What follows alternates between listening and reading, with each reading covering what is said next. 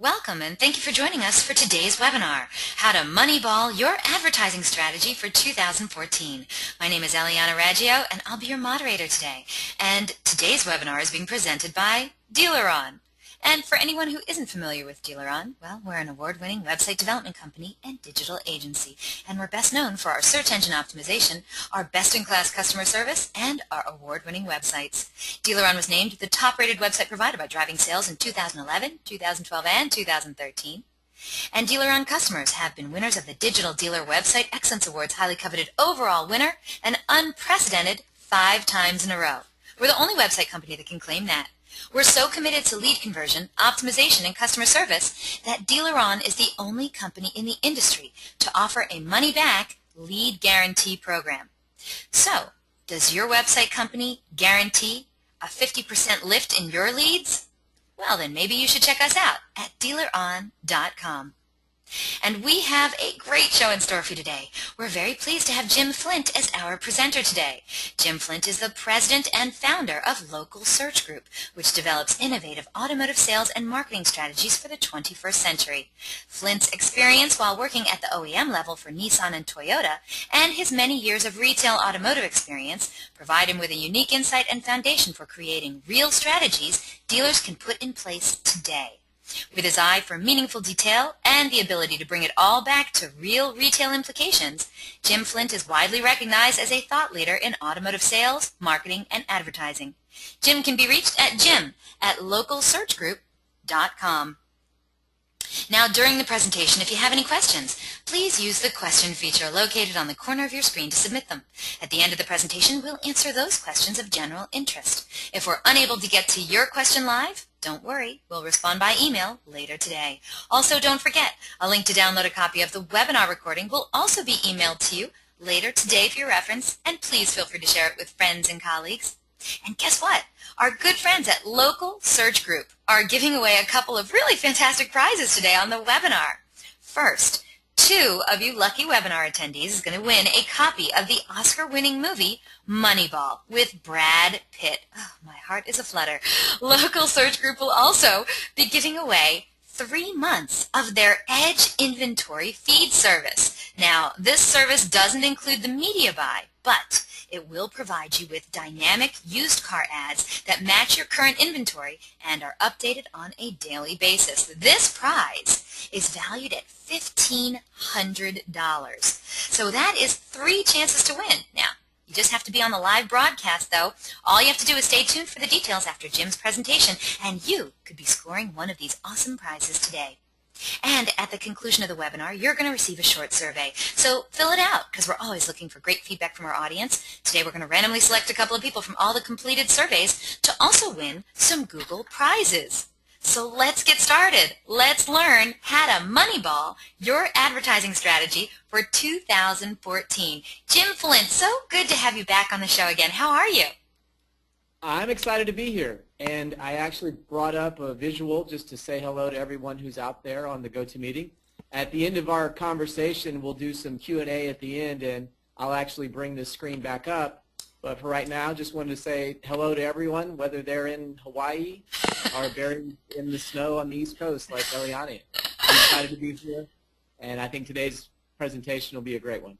I do too, and thank you so much. And by the way, Jim, this is such a great title, a great topic too, because I saw the movie Moneyball, of course, Brad Pitt, but you know, it was also a really phenomenal movie and a really interesting story because, you know, he flew in the face of convention to come up with this Moneyball, idea and put it to work and see if it worked. And I'm just so curious. I'm really curious, can you really moneyball your advertising dollars? So I am really curious to see how you can do that and, you know, how it works. So I'm so excited. What are the kinds of things that we're going to be learning about today? Well, today, the Moneyball that goes on today, and if you look at the Oakland Athletics, the team that is described in Moneyball, they had to compete with limited resources. And it really comes down to how you can more efficiently do business. And even though that was in a baseball dynamic, the reality is the principles apply to the automotive retail business that we're in. And as you look at what's going on, we're going to talk about the need to balance your traditional advertising with your digital advertising. While I've been very excited about and have invested heavily in digital, I actually have a background that includes traditional. So please know this, I'm neutral. I'm like Switzerland in this deal. I want to have happen for the dealership what's best for the dealership. And there's ways to manage both aspects of it. But ironically enough, the Olympics are going on right now, and there's this old analogy I'll use from 1968. There was a guy who went to Mexico City. His name was Bob Beeman, and he jumped, I think it was 29 feet 2 inches. The thing was, the guy had never jumped further than 27 feet before or after that. So he didn't know how it was that he did what he did. And while it took 20-some-odd years before someone finally broke that long jump record, the point is, in automotive retail, we don't want to break sales records without understanding, at least at some level, how it was that we got there, because that's more about luck, that's more about fate. The thing about moneyballing your advertising strategy is you can actually take it back and guide your success through principles that help to get you to where you need to be. So we'll talk about that. We'll talk about Moneyball tracking.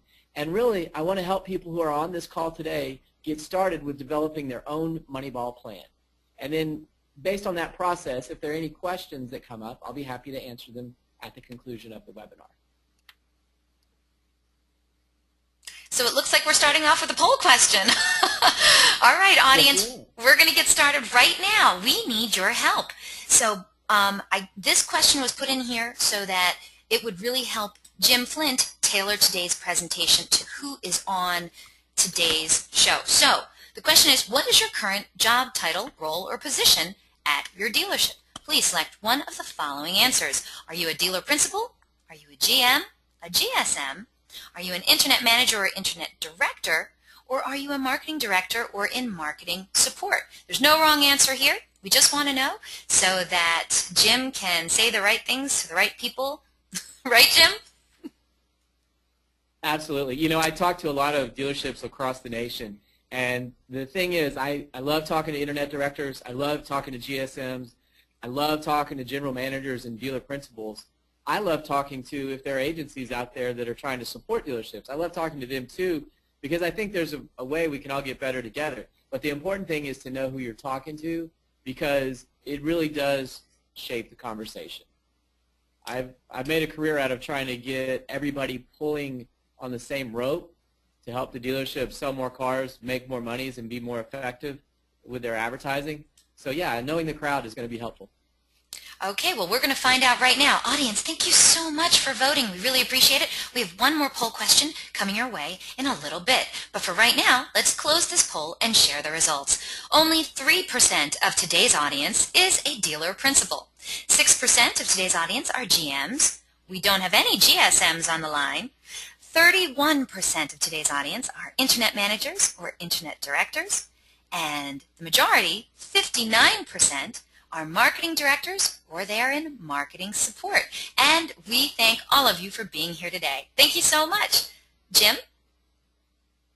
Well, that is a great number to know, because I think a lot of times internet managers and marketing directors are trying to gain the mindset and mind share of dealer principals and general managers who are very successful in the car business but actually didn't come up through the internet department, in part because there wasn't an internet department around when they were kind of going through the different jobs and responsibilities that are available to them in the dealership. So here they are with the keys to the kingdom, with the managerial responsibility, and yet they're leaning on internet managers and marketing directors to help them understand what it is that they need to be doing in order to be successful.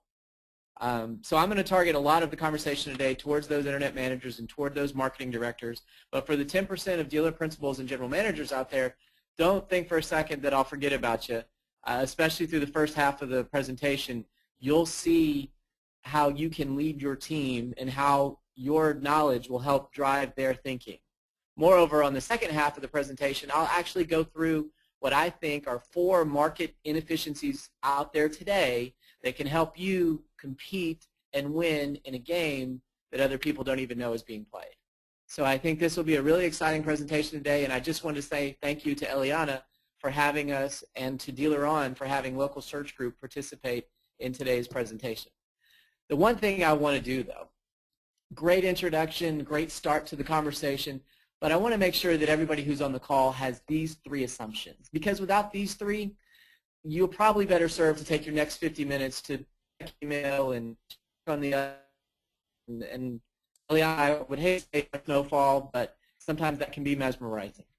But if you do agree with these three things, then I think this presentation, this conversation, this meeting will be a great one for you. And it's simply this. You have to believe that your goal of advertising, whether you're doing a TV spot or a radio spot anymore, is to drive people to your website. I think most people would agree, but all you need to do really is look at the commercials that ran in the fourth quarter of this year, whether it was Target or Walmart or Best Buy. They're not just there to tell you about their location. They're to tell you about how to get to Walmart.com, BestBuy.com, or Target.com.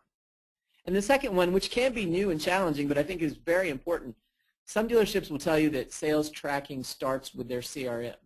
But that's not the case anymore, because a lot of shopping that transpires starts actually on the dealership website. And so the information available to you in Google Analytics is very powerful. We'll go through some of the dynamics that are shaping that thinking today. And then finally, I'll ask you to hang with me. I'll be the guy on the left-hand side here, turning on the light bulb, showing you some of the opportunities that exist today. And if you think about it, a lot of the ideas that are out there really drive our business. It's why guys sign up for and participate in 20 groups. I talk to 20 groups all across the nation, all kinds of different brands. And what I find is people converse from Atlanta to Pittsburgh to Seattle and Kansas City and Dallas, is that they're all looking for new ideas that can help them reshape their market. So as a former baseball player and a person who is very entrepreneurial in spirit, I found that this conversation works well when we look a little bit in the rearview mirror. Not a lot, because you got to be looking out the front to see where we're going. But as you look back, the left-hand side of this chart, if you see my mouse, this is the old purchase funnel. And it was actually the way that dealer principals and general managers managed their business. They knew that if they did TV and radio, they would get a lot of awareness. And they knew that if they did direct mail, as an example, they'd get some shopping and buying. Even the classified ads in newspapers helped drive this type of behavior. So they were masters of and knowledgeable about a couple of things. One, the more money they spent on advertising directionally, the more people came into their store. And two, they were wasting half of their money on advertising. They just didn't know which half they were wasting. Well, today, that purchase funnel has been reshaped. And I would be happy to tell you that it's now an hourglass. And the reason is that in the middle, we're getting squeezed. If you look at the most recent industry data, there's only 1.8 visits that are happening to a dealership from the customers that are out there. I've seen numbers as low as 1.3, whereas 5 years ago, that was closer to 5 dealership visits per person. So no longer are people kicking the tires, they're more often than not clicking the tires. And as I've looked at this, there's a unique dynamic in play with the leads that are being generated for your stores. Dealer principals and general managers are okay with the fact that leads are going down because sales have been going up. And while there's more pressure on driving leads and setting appointments, the reality is, as long as the sales component takes care of itself, everybody seems to be okay. But as we look at this evolution, and we look at how the internet is reshaping this each and every day, we've got to take note of the things that are happening and that are more highly correlated to sales than leads. Because leads, if not handled properly, can be the catalyst to mistake activity for achievement. And as we get squeezed in the middle, it's time to rethink the way that we do our business. And I wanted to take you on a deep dive. Eliana, have you ever been, I'm gonna ask you real quick, have you ever been scuba diving? No, I haven't. All right, well today you can dream of that through the snow that's falling outside your door, maybe a tropical resort in Jamaica. But the scuba diving that I'm talking about here is a deep dive into the numbers. And as you look at this, on the left-hand side of the screen, I've taken the month of June 2012, and I've compared it on the right-hand side to June 2013. Now, what you'll see is that this one line across is a dealership, and so there's 1, 2, 3, 4, probably 10 dealerships all told that spent somewhere between $844,000 and $741,000. So these are real retail numbers. And depending upon whether you spend at your dealership $50,000 a month or $100,000 a month, the idea was to determine at that time what's the right tipping point in terms of how much money I should be spending on my internet spend versus how much I should be spending on my traditional. And for purposes of this conversation, a traditional spend is a radio buy, a TV buy, or a direct mail buy. And an internet buy is anything that is digitally related. Well, as you can see, in the first month that we evaluated this, the percentages of internet spending ranged dramatically, all the way from a low of 10% to a high of 57%.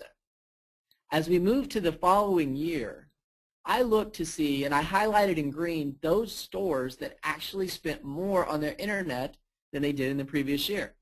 Pretty interesting mix, right? Some guys went from 42% down to 11%.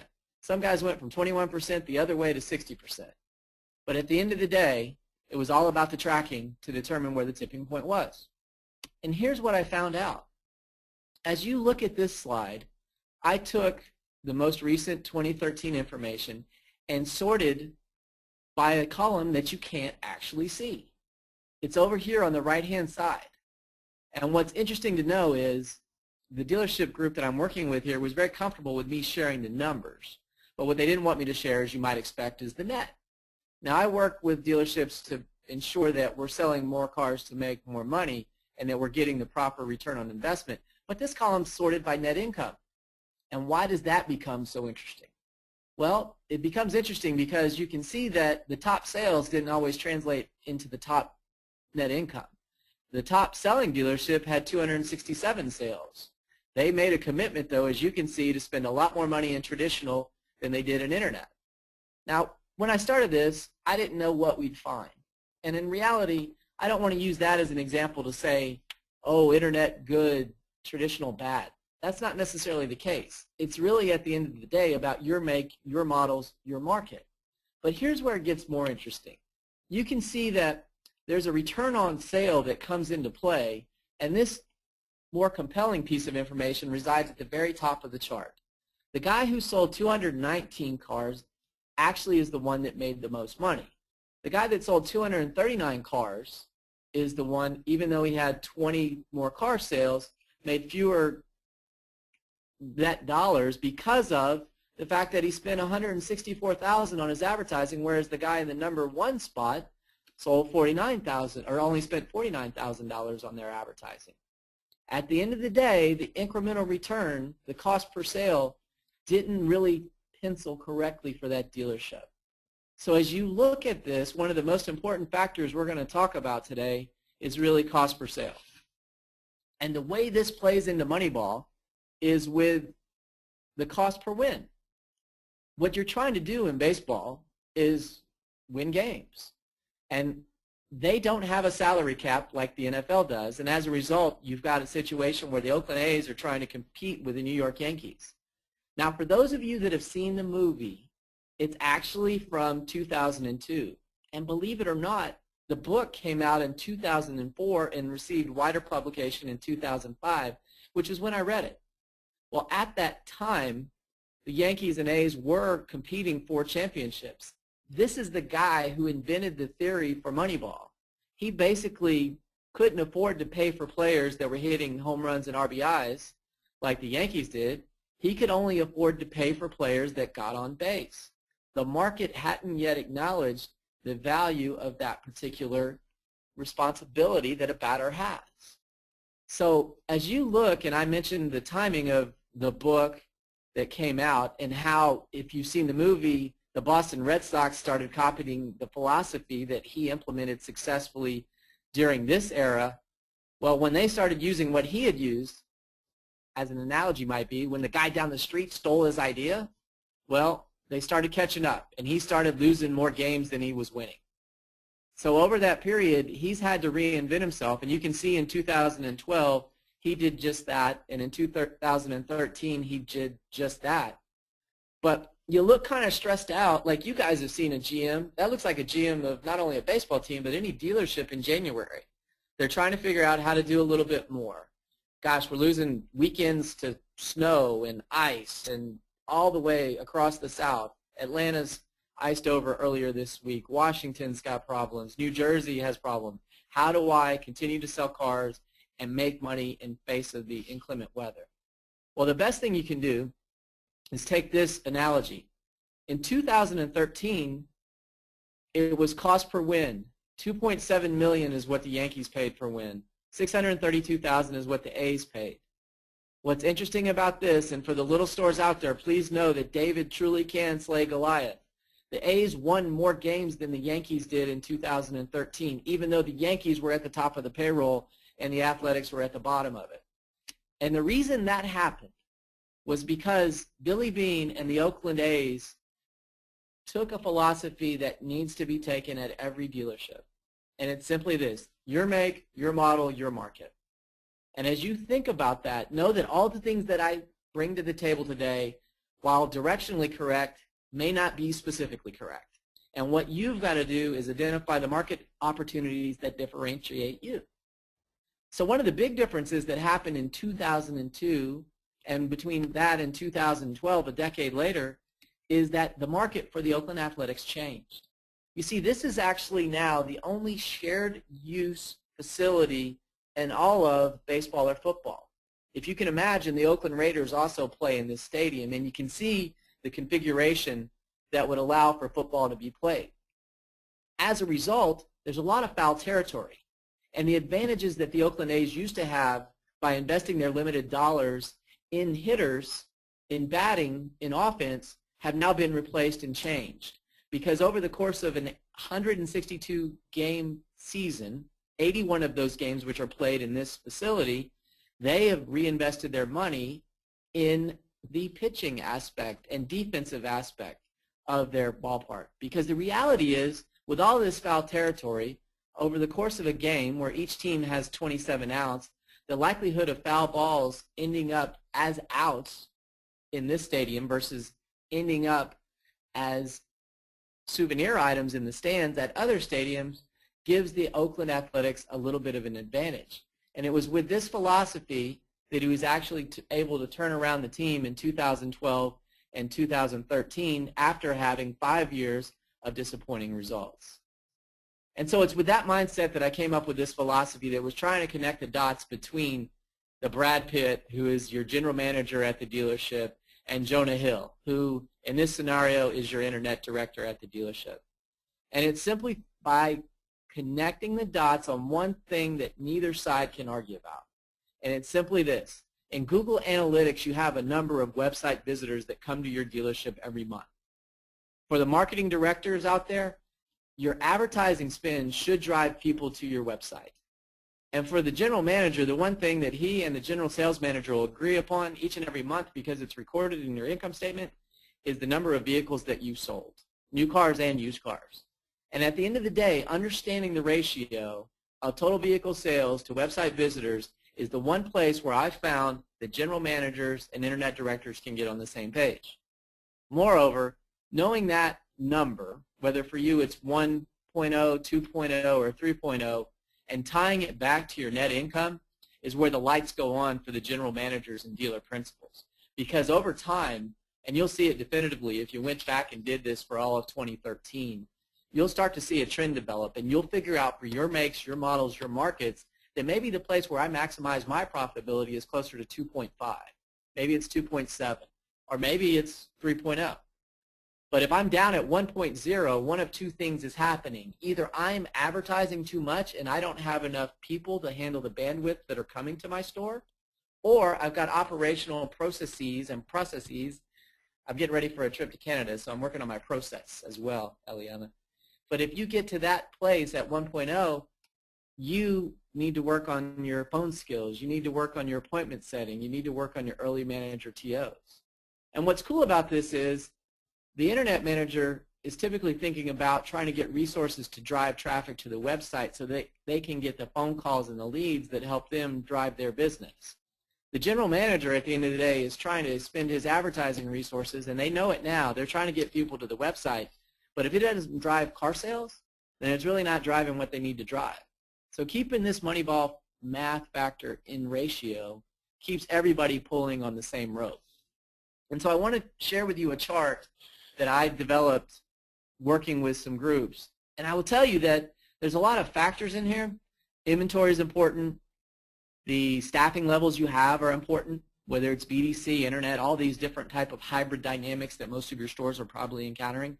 But the one thing that gets everybody on the same page, and I built these into a ratio formula, is that number on the bottom right. You see it highlights the MoneyBall factor. And this was a chart that I was using March of last year. We're 18 days into the month. And let me tell you a little story. I was bold enough to tell the dealer group that I was working with that close it down, shut it down. Right now, the guy who's dealer number 6 is going to have the most profitable month. I guarantee it. And the reason is 18 days into a month, the script is already written because you've already established your advertising. And I know there's a lot of play at the end of the month. There's a lot of things that go down. And there's a lot of activity that can help you put together and pull things together. It's the nature of our industry. It's the nature of even our calendar years. We have huge finishes to December. But the reality was he had put in place the operational procedures, the advertising spend, and the tracking that would allow him to be the most successful. And interestingly enough, for everybody who's looking, not only is it worth noting the guy who led the group in profitability, but it was also worth noting the guy who trailed the group. And what's interesting to note, that guy has 23,000 website visitors, right, forecasted for his month. But his closing ratio wasn't strong enough to be able to support all the advertising activity that he was doing. So if you're looking for a clean way to tie this all back together, this is one of the most effective ways to do it. And I'm happy to send anybody who sends me an email a copy of this particular presentation worksheet so that you don't have to come up with the formulas and numbers all on your own. So I wanted to, Eliana, close out this section by talking a little bit about Ted Williams. And that's because I'd done the deep dive on all the numbers. I'd come up with what I thought was a breakthrough in having the conversation with the different parts of the dealership. But I was reminded of a story for Red Sox fans and even really baseball fans of what happened in 1941. Ted Williams was on the last game of the season. It happened to be a doubleheader, and the manager of the Red Sox came to Ted Williams. He said, "You know what, Ted? I called Major League Baseball, and your batting average right now is .3995, and they're going to round up. You're going to be the guy who batted 400 if you sit on the bench today and not play the last 2 games of the year." And Ted Williams, who's known as Teddy Ballgame now as a result of this, said, "No way. I'm not sitting on the bench. This is not how this is going to go down. I'm actually going to dig a little deeper, play both games a doubleheader, and let's let the chips fall where they may, because I'm not going to sit on the bench to back into something. I'm actually going to get in the game, play hard, and do something exceptional. Win or lose, I'd rather be in the game than on the bench." As it turns out, he went 6 for 8, ended up with a .406 batting average, and he's the last guy to have achieved that. So since 1941, nobody has been able to secure that high a batting average. And I think that's telling, because what I did next was I said, okay, it's not enough to know what the tipping point is. It's not enough to know that we've got this MoneyBall factor that's highly correlated to net income, which is what dealerships are trying to do. But it's to come up with a lineup of how I would spend the money if I had the money available to me. And so I'm going to briefly go through with you as a marketing director or an internet manager the allocation of resources conversation. And my thinking on this is, if I had $100,000, how much of my money would I spend on the different facets of television, radio, and internet advertising that's available today? Moreover, and more specifically, what if I don't have $100,000? Well, turn this into a percentage for your store. And if you only have $50,000, that means that 18% of it would go to the service drive, which means roughly $9,000. So depending upon where you are, you can use this chart to your benefit. People ask me about service drive all the time, and I'm going to go through my batting order here. There's 9 different spots on the lineup card, and I've got American League Ballpark, so we're going to stick with the designated hitter that I'll talk about at the very end. But on the service drive, you can do things like using equity mining to determine the value of cars that are coming in to get repair orders completed. And you may be able to transition a person out of their car into a new vehicle for a less amount on a monthly basis. So that's something that's always exciting. You can also put online technology in place to have your service advisors' pictures available for online scheduling. Heavens knows we can book airline flights on our mobile phone. It seems reasonable enough to me that we could book oil changes. As you go down the list, there's also your website, where you'd be wise to use a company like DealerOn to get you dialed in on lead conversions, to get you focused on what your website can do to you. They can also provide you with infrastructure as it relates to SEO and unique URLs and all the components that are important there. And then I put this one in the mix as well. For all the dealerships that don't have chat, that is the first thing and best thing that you can do to actually drive up your lead volume. My statistics for the industry today tell me that about 25% of the dealership websites have chat. And I would tell you that that is the lowest hanging fruit for any store that does not have it, but there is one cautionary tale. The only thing worse than not having chat is not having someone to answer the chat. So please make sure that you establish a way for somebody to pick up the phone, if you will, when someone's online and willing to discuss stuff with you. As I move through to my third batter in the lineup, this is an updated chart for 2014. The relevance that Google, Yahoo, and Bing bring to the table when somebody's in shopping mode are unprecedented. So to me, this is an allocation of resources for your search engine marketing. Now, I also have a number 4 hitter who will include some of the money that's available now with your association advertising. Don't discount that activity. You need an integrated path, and the deal and the amount of which the manufacturer provides support to you is important. You can leverage your radio and cable TV buys against the radio and cable TV buys that the association completes on your behalf. Moreover, the association should be buying the DMA as well, so you should get wider coverage. The 5th hitter in my lineup is Facebook and Twitter. There's just too many people anymore, and they are very engaged in developing advertising platforms. Facebook is changing the game almost each and every day as they try to manage their advertising revenues. And if you want, for all the marketing directors out there, a case study happening right before your very eyes, keep up with Twitter's stock price. I imagine many of you have Twitter accounts and follow that activity quite routinely. A lot of people that I know wake up and that's where they get their news information every morning. Keep up with their stock prices, and it'll give you an idea of where Twitter and Facebook are headed and how they're trying to manage their activity.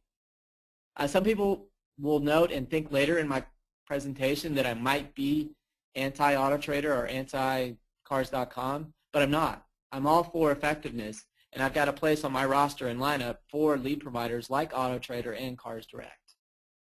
As I look further down my lineup at the number 7 spot, I do want to allocate some sort of money towards tracking. And the best example of this I can give is if I'm going to buy third-party leads from a company like Dealix, I need to take advantage of their hassle-free lead return policy. Because the way they're set up, if I run out of leads on the 25th of the month and haven't returned any, I'm not going to actually get the best leads at the best time of the month. So I've got to kind of keep my eyes on the proverbial ball here and keep up with who's answering the chats. How's my search engine marketing performing? Was I able to get any leads out of Facebook and Twitter? And what's going on with the service drive? I've got pictures of service advisors, but is anybody out there actually scheduling the oil changes? One of the best things about digital is that you can determine more of where that money goes. And that old saying about I'm wasting half my money on advertising, I just don't know which half, it's somewhat still true, but with digital you're wasting a lot less of it, and especially if you invest in having a tracker. The next two, number 8 in the lineup, it's actually ironically where I go when one of the dealers calls me, and it happens from time to time, and says, hey Jim, I'm not getting any phone calls, I'm not getting any traffic. And I'll open it up, and the first thing I'll see is that there are 3 negative reviews. And so you've got to be there for Google+, Google reviews, and Yelp is more important now than it ever was before because you actually have the reviews that are done on the smartphone. When you look up on your smartphone directions in the iOS system, Yelp is one of the default settings that comes back. So that was a game changer, and I think Yelp has always been important on the coast. It's just now important all across the U.S. And finally, the number 9 batter in my lineup. I keep this out there because from time to time there are good ideas that come out, And you've got to be experimental in your thinking. This landscape is changing all the time. 4 years ago, there was about 3 to 5% of the traffic to your website coming from a mobile device. Now, it's closer to 35 to 45%, depending upon your make, your model, and your market. But had you invested in mobile apps back then or any kind of mobile advertising, you would have definitively been ahead of the game. Now, you'd understand everything that's transpired and you wouldn't be looking for someone to help you in an area that you had little to no expertise. So I think there's certainly first mover advantages that if done in moderation can help you get to where you need to go. And then finally, I share this with the general managers and dealer principals out there. Direct mail can be very effective, especially when you're working off a strong list. And depending upon what incentives might be in place from the factory to try to hit a huge number or what objectives you might have as a dealership team, you can drop $25,000 or $30,000 on direct mail as long as it's going to help you hit a number that pays out at a level greater than the investment that you're making. So to the degree that it's helpful and to the degree that you can go to it less often, you're going to be more effective with direct mail. But if it's not going to help you hit a number, and if you're just doing it on a whim, I tell you that you'd be better off putting that money in your back pocket and dropping it to the net income line and driving more profits for the store. So also, last thought, if you'd like to, you can download this on our website, localsearchgroup.com/lineup. It's available for you there. Well, Eliana, I told you I would drive through the lineup and then turn it back over to you to a poll question, so I'm going to move the conversation back to you. Thank you so much. All right, audience, your last poll question for today. We want to know what's happening at your dealership. So here's the question for you to answer. Of the money that you currently spend on advertising, what percentage of that is devoted only to digital? Please select one of the following answers. Is it less than 30%? Somewhere between 30 and 40%? Is it between 40 and 50%? Is it more than 50%? Or I should know, but I don't know. Whatever the answer is, we're going to wait for your votes. Once we get a majority of them in, we will close this poll and share the results. And I want to point out something.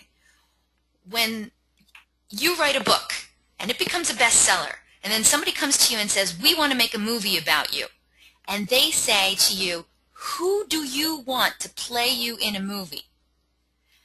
Man, how do you get Brad Pitt to agree to that? That guy actually had Brad Pitt play him in a movie. I just think that's amazing. So I want all of you to think about this right now. Who would play you in the movie of your life?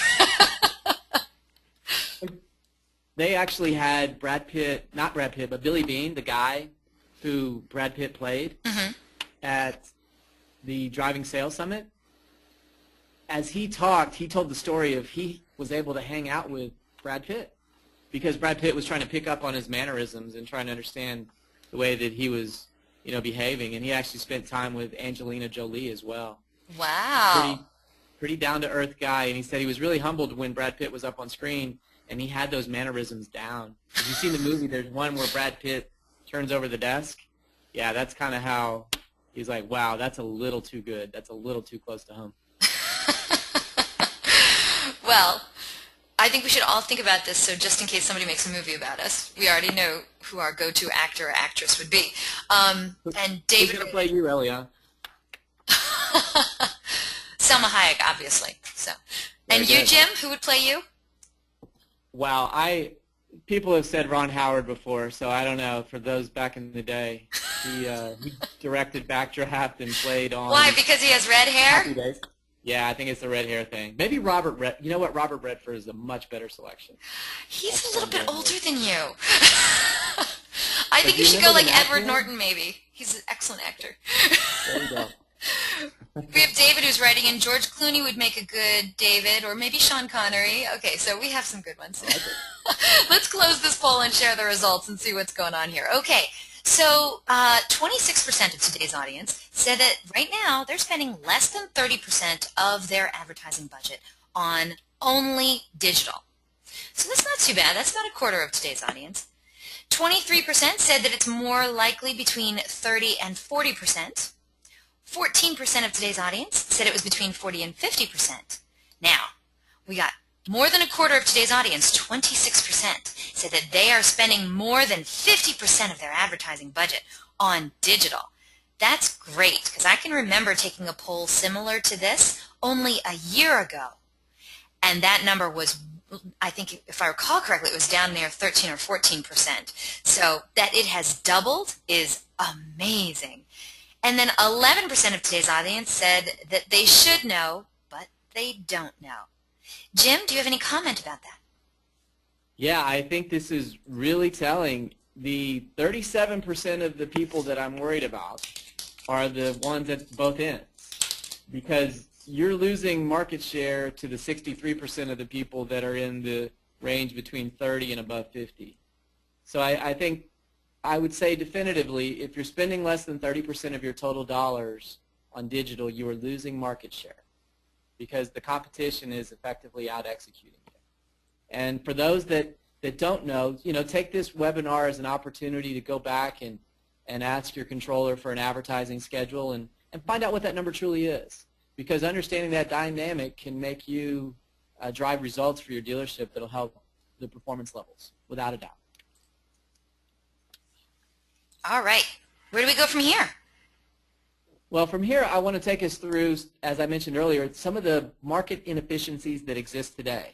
So as marketing directors and internet managers are looking to find the things that help drive more car sales, I've got a unique window into what's going on because of the clients I work with routinely and because I love this space. So I want to share with everybody who's taken the time to listen into the conference call this far 4 things specifically, and if we've got time, there'll be a 5th kind of bonus item here to help them with their marketing plans for 2014. So the number 1 place on this is vehicle display pages. When you meet with your Auto Trader and Cars.com reps, they'll tell you how many vehicle display pages you have. As a marketing professional and as an internet director, the thing that's most highly correlated to vehicle sales is actually vehicle display pages. It means people are shopping your inventory online.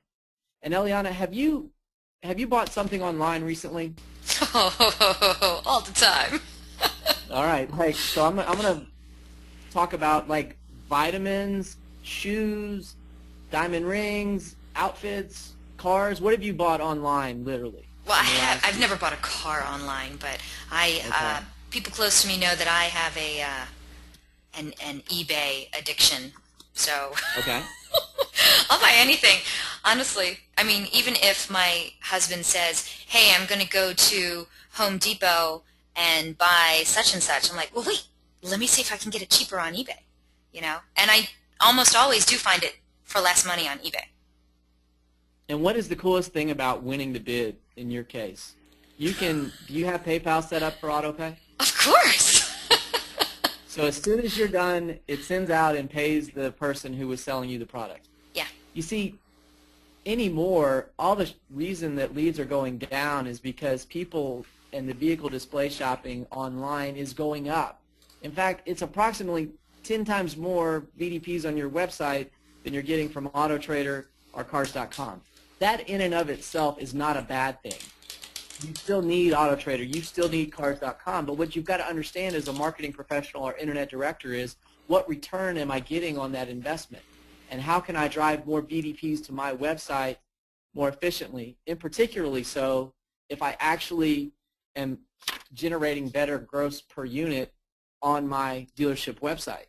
You see, the other thing that is happening too is leads are going down because once they've done all the work online, Eliana, just like you do when you've selected the eBay product and you bid and you won and you paid, the only difference between the car business and eBay is that you have to go to the dealership to buy the car. So more and more, I think any internet director will tell you, people know what they want, they know which model, they know which make, they know the trim that they'd like, and at that point, they're now just talking to you about price. Ultimately, your goal is to get them to the dealership. So as a marketing professional, the effort to get leads is still there because it's important. But don't forget about the fact that vehicle display pages are a key driver as well. If you're not doing both, If you're not getting VDPs, it's going to be very difficult for you to get leads. So knowing your vehicle display pages can be achieved most effectively through setting up a filter on Google Analytics. And below is a URL. I have a video that would play here, but since we're on a internet connection, I don't want the video to drag. I'll just tell you that internet directors and marketing professionals, please grab this URL via screenshot or email me at the end of the presentation and I'll send you the URL. But you've got to get this tracking going at your store. General managers and dealer principals, if you've got somebody who manages your Google Analytics, make sure that they're able to set up tracking on your vehicle display pages. As I mentioned, there's 4 things. I think this is going to be number 2 that's changing the way business is being done. Showrooming is going on everywhere. You know, we've got this old process that worked pretty effectively in terms of generating leads, getting people to this, setting appointments, getting shows, early manager TO, having a test drive, doing a needs assessment. I'm all out of order in how this process flows, but that's because the whole thing has been thrown upside down. And the reason is that on a busy Saturday, I've got a snapshot of what it looks like after a person has been through our sales process and they're getting ready to go into finance, and you're stacked with 4 people waiting at least 30 to 45 minutes before they can get in to see somebody in F&I. They're sitting there with a deal sheet. They've got the price in front of them, and they're surfing on their phone to find out if they can get a better price somewhere else across town. We've literally left people to their own devices. And so we as automotive retailers have to rethink what showrooming means, and we've got to do a couple of things. One of them, I kind of think of this on offense and or defense. You can, on offense, conquest dealerships. You can actually take advantage of those dealerships that aren't prepared to handle this scenario by building Google enhanced campaigns specifically around those dealership locations with 300% enhancement on mobile and 900% enhancement on geography, with a very targeted message about, if you want the best price in town, call us now, call us today, buy today. But for dealerships that are looking to at least play defense and recognize how important and how difficult it is to get somebody to your dealership and not let that customer go, I tell you there's a couple of things you can do. Number one, you can have people join your Wi-Fi network, and you can block certain URLs from their browsing experience, including competitors down the street. I think people are happy to go and utilize your Wi-Fi. If they can't get a couple of URLs, they may just move on to the next thing. Instead of checking prices from a competitive dealer down the street, they might just check their Facebook page or their Twitter feed and see how those things are going. And also, some dealerships that I know are successfully shifting time, kind of like you would with a TiVo spot. Do you watch Modern Family, Eliana? Is that one of your favorite shows? Absolutely. Do you watch it on, I think it's Wednesday night when it comes on, or do you watch it whenever you like? I try to catch it on Wednesday night. Usually I do catch it live. It's not the kind of show that I go chase after, to make sure, if I missed an episode, I'd go and look it up to see the missed episode. That's not the kind of show that it is to me. But I always have fun watching it. All right. There are a lot of people who will take a different tack, and they will watch it when they have time on Saturday, or maybe they have time on Thursday night, but it's sitting there on their DVR or TiVo. And so what some dealerships are doing is saying, hey, you know what? This person is ready to buy. We've got a signed agreement. The best thing I can do at the point before they go into F&I is actually provide them with the delivery process, show them the books, keep them engaged, show them how to program their radio stations. They're going to take delivery of the car. We might as well make sure that they're ready to buy it by showing them all the gadgets versus having them shop somebody else down the street. And if you don't believe that this can happen, you've got to go and mobile mystery shop yourself to see what it would look like, to understand how you are perceived.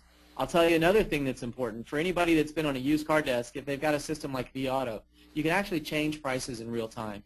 And I know that Dealer On has the websites that are adaptive so that the person is looking at the same site, whether it's in mobile, whether it's in a tablet, or whether it's in desktop. but I know that there are other website companies out there that might outsource the mobile aspect of their business to another company, which means that when you update your prices on used cars on Saturday morning, you might have a different price on your own website that appears on your desktop versus your own website that appears on your mobile phone. So anymore, you have to have this adaptive technology in place, and you need to be with a company like Dealer On, and there are other ones out there that have this. But I think that's a key component, because the inconsistency in pricing can be a huge issue if you leave somebody alone for 30 minutes before they go in F&I, not only with your competitors down the street, but with your own mobile website if it's not up to speed with everything that you've been able to do in a Saturday morning situation. I put this slide up, and I'll make it very brief. One of the things you have to know about your make, your model, your market, what percentage of your visitors are coming from mobile.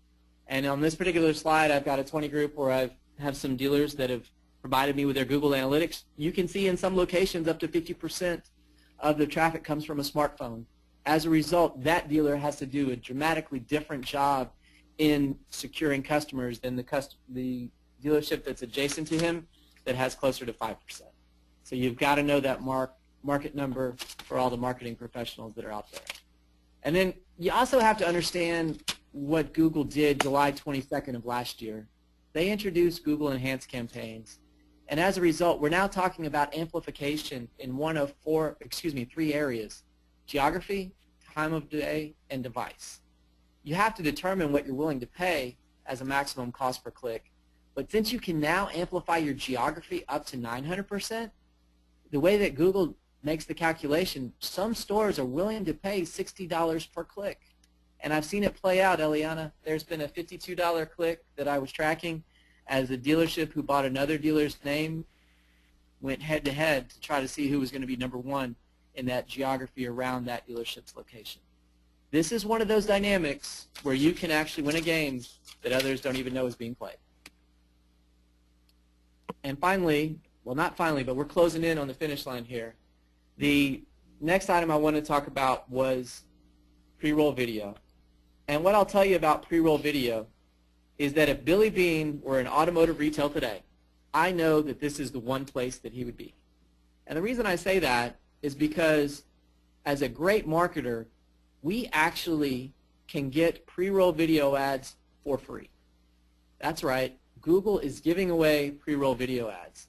In fact, the only time we pay for an ad is when someone watches them through to completion.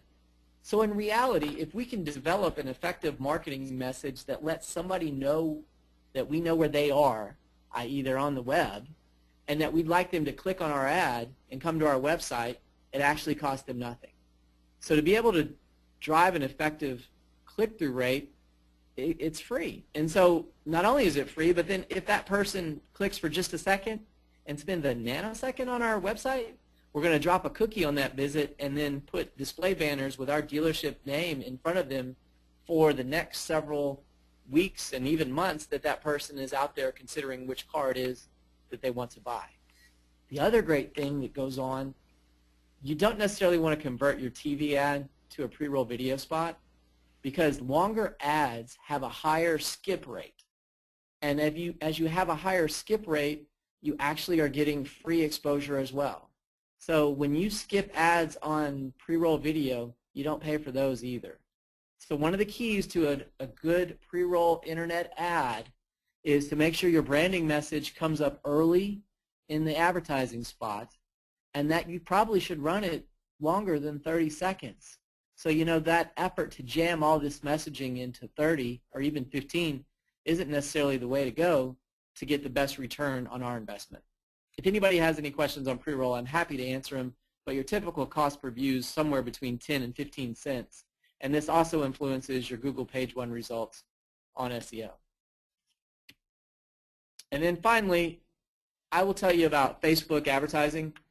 In May of last year, Facebook partnered with RL Pulp.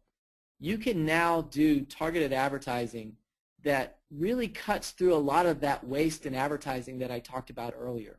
Two quick examples. You can specifically target college grad rebate programs so that it only shows up to people who are graduating from college.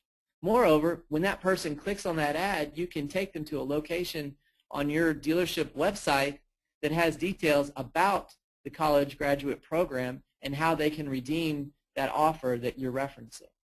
It used to be you just take someone to the home page of your dealership website and hope that it worked out. Anymore, you need to have a payoff on the other side of that click, and Facebook allows you to do that so that you can target the right message to the right person at the right time. Also, as part of their partnership with RL Pulse, you can now effectively advertise to consumers in your area who did not buy a car from your dealership. So this was a great success story we had. One dealership actually told us to turn off the campaign because it was working too well. They were trying to up their service retention. The national average is somewhere around 38%, and they decided, you know what, we're going to go after this. We're going to give away free oil changes to somebody who didn't buy a car from us but that owns a Ford. Well, as it turns out, that program ran for 2 weeks, and it was only going to consumers that hadn't bought from them but that did own a Ford in their primary market area. They had to shut it down because it was working too well. But as we all know, sales may sell the first car, but service sells the next several. And then finally, Eliana, the quick paid political advertisement here. I am also very familiar with and work intimately with Tier 2 activity. There's a lot of elements. I know the Ford dealer ad associations are becoming more aggressive in digital. I know that Honda is aggressive in that space. And I've just been working with the balancing act for it seems like more than a decade now. And I just know that there's ways to out-execute the competition in your Tier 2 activities through an integrated traditional and digital advertising aspect. And so you've got to bring some best thinking to the table and rework that old sales funnel and address the opportunities that are available in the new sales funnel. But that's something that I'm happy to work with people as we move forward. But with that, I just again wanted to say thank you to everyone on the call today for their time. These are the things that Local Search Group does. We are a top-rated provider, just like Dealer On, in search engine marketing and pay-per-click. We actually just found out at NADA we were back-to-back winners of that award. So we're not quite the 5-time winners that Dealer On happens to be, but I think we're headed down that path because we've only been eligible for 2 years, and we're charging ahead. Eliana, thank you so much. You're awesome. Oh, wait, you still have your takeaways. So, yeah, the big takeaways to kind of close out, the MoneyBall factor is highly correlated to net. Please, please, please develop that worksheet that I described earlier. Send me an email. I'll send you a copy of that if you'd like. The whole thing about this process, too, I know sometimes you don't want to go into a general manager and talk about spending more money, but it's not about more money. It's about more efficient, and that's the whole point of this. If you can actually track a few things, and even cost per sale is one of them that I didn't go into it at length, but it's a really important one, you can bring a lot of value to the table as a marketing person. It's not just the ideas, it's the return on the ideas. And then finally, I think I hit this a lot, but it can't be underestimated. You've got to understand the money and how it drives your make, your models, and your market. And to all the marketers and internet directors and entrepreneurs and dealer principals, general managers out there, you know, with me, let's keep looking for the opportunities because we're in a dynamic, exciting environment. Digital and automotive combined creates a place where those that are looking for the best ideas can actually out-innovate and then ultimately out-execute the competition. It's an exciting time to be in automotive retail. And one last thing, for those that would like to follow up with me on any of future conversations, next week I'm going to be in Canada. You talk about cold, Eliana. It's going to be a little bit cold up there. Oh, come on. Suck it up. You can handle it. I think it's like 30 below in Ottawa, so I'm not looking forward to Ottawa. I think that's Sunday's forecasted temperature. So that and Toronto is going to be a little chilly, but I'll make it back to Texas, and hopefully by then East Coast will have thawed out just a bit. Okay. Audience, if you haven't had an opportunity yet to write in your question, well, now is a great time to do so. We're going to be getting to your questions in just a moment. We actually have a little bit of business to take care of first. Right, Jim? That's right. We got some prizes to give away. It's that time.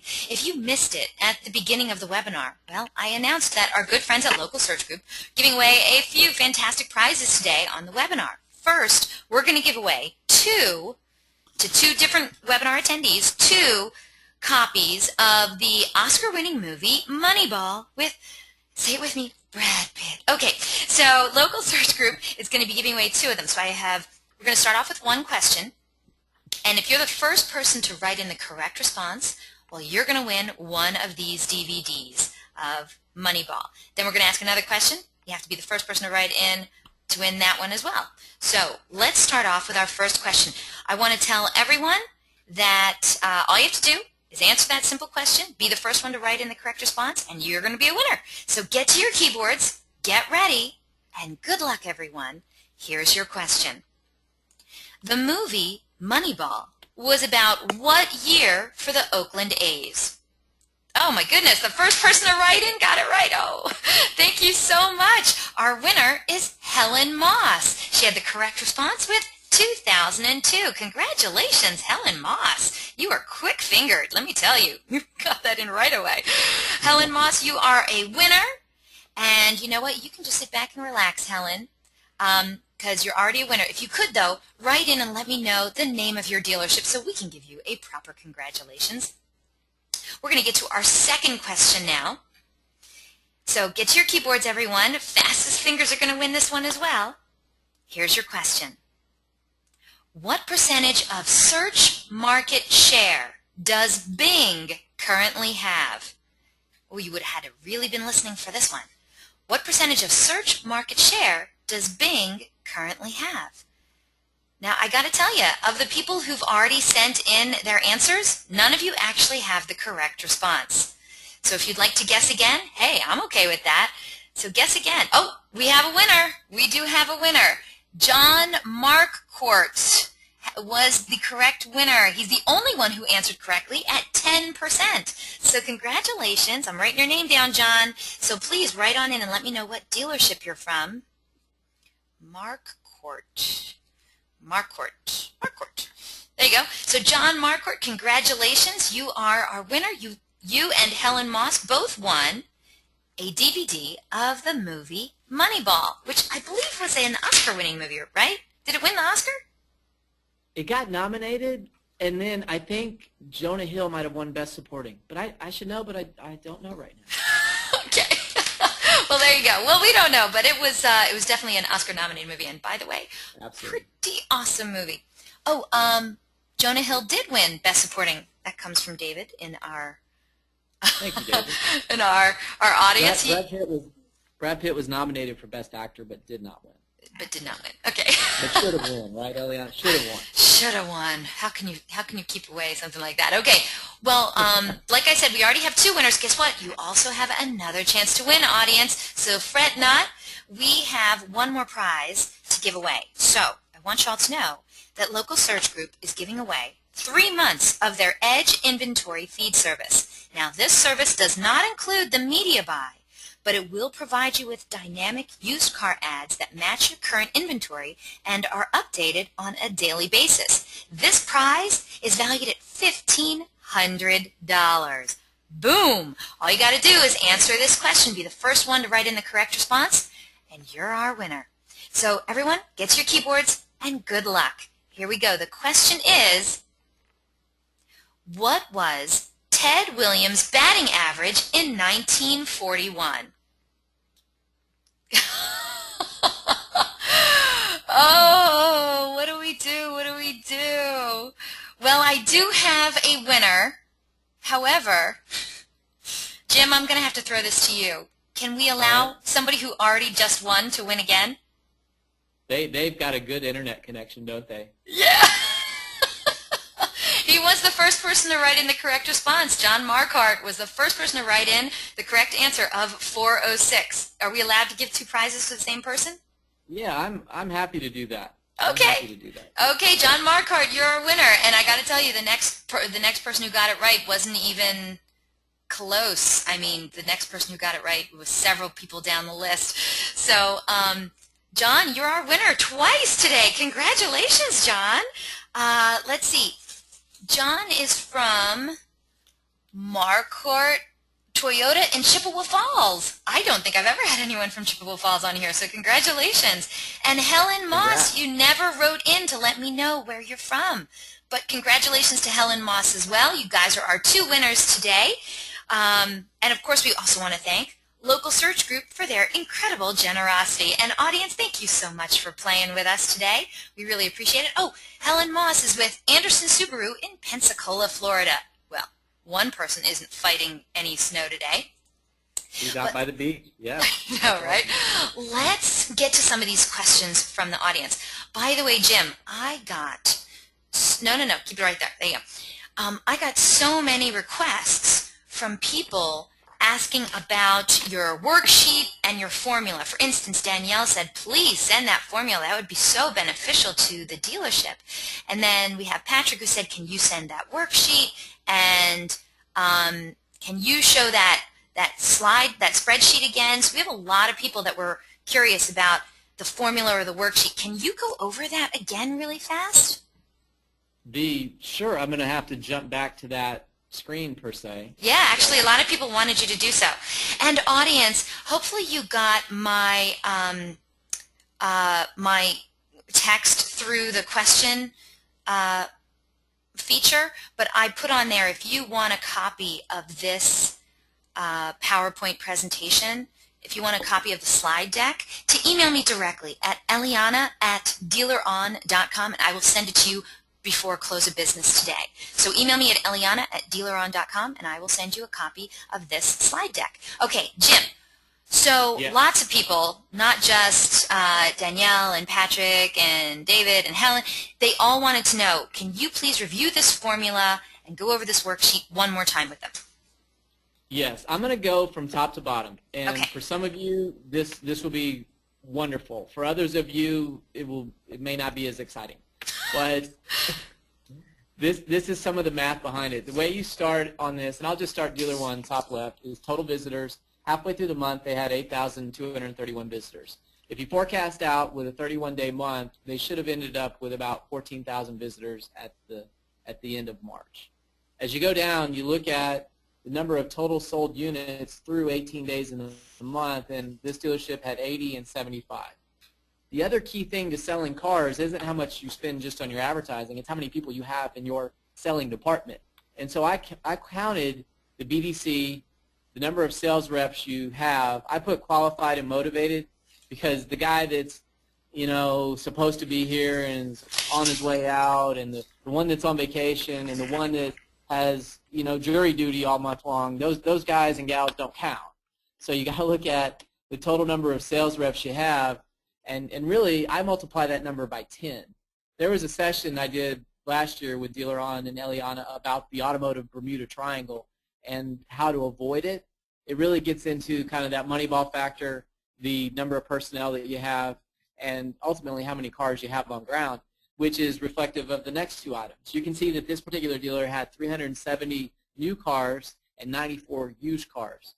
In general terms, if you keep in mind the idea that the number of sales reps you have should be multiplied by 10, and the number of cars that you have on ground should be divided by 2, you get to a place where you should have an idea of how many cars you're at least capable of selling, right? And that's what this next section does. The ABT calculation stands for Automotive Bermuda Triangle. So I take a look at the sales personnel, the inventory, and then I ratio back into, I use a cross ratio to get what their MoneyBall factor is trending toward. And if you have a situation where you don't have enough personnel or you don't have enough inventory, you might as well shut down your advertising because there's no way that you can reasonably get there. And in this case, what this first dealer is doing was they don't have enough salespeople. So even though he wants to sell 250 cars, and even though his trend is 267, his staffing level is ultimately going to catch up to him, and he's not going to be able to finish the month with the units that he's looking to achieve. In fact, this store in this example, I'd say you need to go spend money on hiring people before you spend $1 on advertising. So it's that kind of deep look that can help you understand where you're at. And I'll tell you, month after month, when you have like a group of 3 or 5 or 8 or 10, they start tracking each other, and they really start to embrace the number. And at the end of the day, you get down to the bottom line, which is the MoneyBall factor, and that number is going to tell you and is going to be correlated to your net profit more than any other number on this worksheet. And it's simply enough, car sales divided by number of internet visitors, period. All right, audience, if you got a good handle on that, I hope you do, but if you have a follow-up question about it, hey, please write on in and let me know. I want to get to this comment from David. He said, quote, "I'm wasting half of my money in advertising. I just don't know which half," unquote. Now that's funny. I don't care who you are. So apparently he was quoting you. He thought you were very brilliant, Jim. But he did have a question for you regarding your presentation. He said, when it gets to question time, can you ask him to explain what Tier 2 is and how it differs from Tiers 1 and 3? Yeah, and I'm actually going to pull up my camera here. Hopefully, oh, good. There we go. It's bright and sunshiny here in Texas. And I have my Saints helmet there, signed by Sean Payton, Super Bowl champs 2000. The Tier 1 and Tier 2 and Tier 3, it's a traditional way of defining the advertising responsibilities in the automotive industry. Typically, Tier 1 responsibility has been left with the manufacturers. Whether it's Toyota, Honda, Ford, Chevrolet, their job is to get the message out there. And then as you move down into a Tier 2, that's where you're doing more regional advertising. And at that point, historically, it's been about trying to create a sales event and creating a sense of urgency, telling a customer that they need to buy now, buy today. And then Tier 3, their purpose has been to leverage what information has been brought out there from Tier 1 via a brand message, Tier 2 versus a sales event message, and a Tier 3 message was buy here. Don't go to any other dealership. If you believe in the brand and you believe in the event, believe in us because we'll take care of you better than anybody else could. So as you look at what happened with digital, some of the Tier 2 requirements that used to be able to be only handled through TV and radio can now be handled differently through associations. And some of the impact of mobile phones and the fact that now we're hyper-mobile, we're hyper-local, and we're hyper-social, they've really kind of changed that dynamic. And so that's really the backdrop on Tier 1, Tier 2, and Tier 3. Great explanation. Great question, David. Thank you so much for that. Thank you. And before we get to the next question, is it possible for you to pull up your contact? Can you pull that PowerPoint presentation back up? Because it's only going to be recording. That's perfect. There you go. Okay. All right. Let's see. Let's go to this next question. This one comes to us from Taylor. Taylor said, what is this edge inventory? I know we didn't go over it too much, but the prize that was just given away, can you give a really great brief description, I guess better than the one that I gave, for Taylor? No problem. For Taylor, thanks for asking. The edge inventory is basically a used car product that takes someone who is at the bottom of the purchase funnel and knows that they want a particular unit to the actual vehicle display page.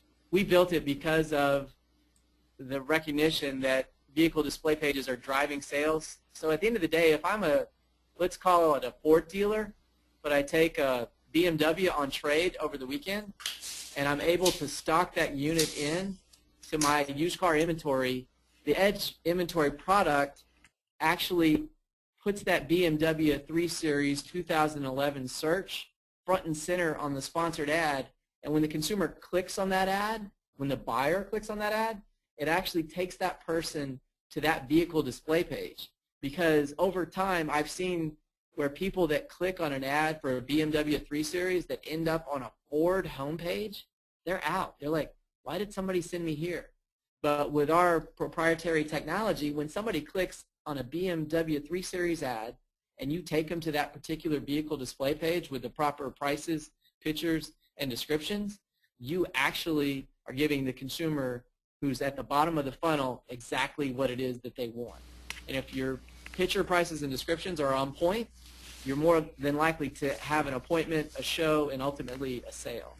So I think if dealers out there are looking to sell more cars and make more money, the Edge inventory product that we have is one of the best things that can help them do that. Cool. Well, thank you so much. Great question, Taylor. Nothing passes by Taylor. Okay, I want to get to this question from Clay. Clay says, is there an average cost per sale for SEM? Is it different for new and used? Yes and yes. Oh. The NADA publishes a number on cost per sale of $600. So you heard me say earlier that I would spend about half of my money anymore, depending upon my make, model, and market, on digital. So anymore, I think a cost per sale of $300 for digital makes sense all in. But as it relates to search engine marketing, I think you're looking somewhere between $20 and $30 cost per sale. It's going to go a little up or down depending upon which market you're in. If you're in a hyper-competitive market, expect it to be a little bit higher. If you're outside of a major metro, expect it to be a little bit lower, but that it could ultimately be influenced by a dealer who's being overly aggressive in the space. So those are some directional numbers. If you need more or specifics for your area, feel free to reach out to me. Fantastic. All right. Clay, honestly, Jim is so nice. If you don't reach out to him, I don't know what's stopping you. Okay, let's get to this next question from John. By the way, Jim, we're having some really, really great questions that are coming in from the audience right now. So next question comes to us from John. He says, Jim, can you tell us about pushing new vehicle VINs out through SEM and where you would link the ad? Would that be dynamic? Can you tell us about pushing new vehicle VINs out through SEM and where you would link the ad? Would that be dynamic? I would link the ad to a search results page, especially on, let's call it a Honda Accord search. And so there's the SRPs and the VDPs. The VDPs are when somebody knows they want a BMW 3 Series 2011. But if I more generically know that I want a Toyota 4Runner or a Honda Accord, as a dealer, what I really want to do is get them to a search results page where they can start shopping my inventory against myself versus shopping my inventory against people all across town. So that's one of the reasons that in your geography, you really should be buying and driving people to search result pages for your new car manufacturer. It's just a best practice that can help you sell more cars. Thank you so much. If you have a follow-up question, John, hey, send it on in. You know we love hearing from you. Next question comes to us from today's big winner, John Marcourt. This different John from last time, by the way. Okay. John Marcourt says, how do you know what your unique visitor traffic should be given certain factors like franchise, population, and store volume? John Marcourt, congratulations on winning. And thank you for a great question. The thing that you have to look at is the best indicator is your track record. You have to know where you are, and hopefully you have some comparison points. I have plenty in terms of different major metros. I'll say this right now. In a lot of major metros, I'm seeing dealerships get 1,000 visitors per day. And those are aggressive advertisers, mind you, in highly competitive domestic markets. But if you're looking at import manufacturers outside of a major metro in a less competitive environment, you can be somewhere between 8,000 and 12,000 visitors per month. And then if you're outside a major metro in a brand that isn't as mainstream, you can find that you're between 3,000 and 6,000 visitors per month. But ultimately, it's just looking at your dealership and understanding how those trends happen over time, and then making sure that you get the best ROI out of the visits you receive. There's a big difference between visitors that are driven through branding activities like TV and radio. You'll have a lot of people that come to the homepage and bounce versus activities like the Edge inventory or the new car search engine marketing that I was discussing that drive people to SRPs and BDPs. What you're doing there is you're grabbing shopping activity, not researching activity. And to the degree that you can get closer to retail actions, you're ultimately going to be better off in our business. John, I hope that helped you out. And again, congratulations on the win. You have super quick fingers. If you have a follow-up question for Jim, please let us know. You know, Jim, I was thinking, can we get somebody over at at your wonderful company to maybe put that spreadsheet onto a landing page?